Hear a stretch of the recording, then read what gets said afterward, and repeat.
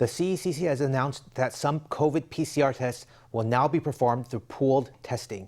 The method tests 10 samples in a bundle, later retesting them separately only if a positive is found within the bundle.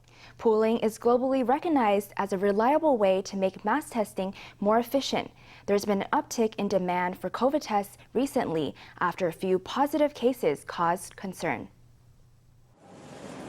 Yilan County Commissioner Zi-miao and 1,200 members of her county government staff line up to get tested.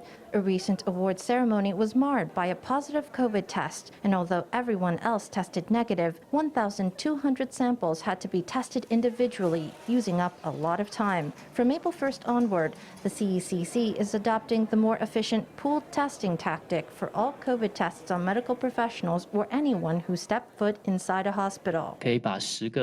You can put 10 samples into the PCR machine to test them all together. If they're all negative, then you know they're negative. If one is positive, then you test all 10 samples again separately. It's more efficient. Originally you have to do 10 tests. Now you just see if one test is negative.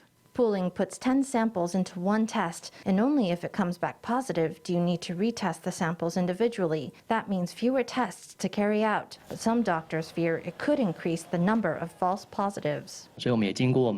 After discussion among the experts here, we believe the new pooling method will not impact the accuracy of the tests, but it allows us to deliver more community screening. We have also assessed the impact on CT value. For 31 to 35 positive cases, we can still detect them using pooling on a 1:10 ratio. CDC Deputy Director General Philip Lowe stressed that urgent test samples connected to surgical operations, childbirth, airports, or quarantine hotels will continue to be tested individually. With COVID test demand rising, the CECC hopes pooling will make mass testing easier to deliver.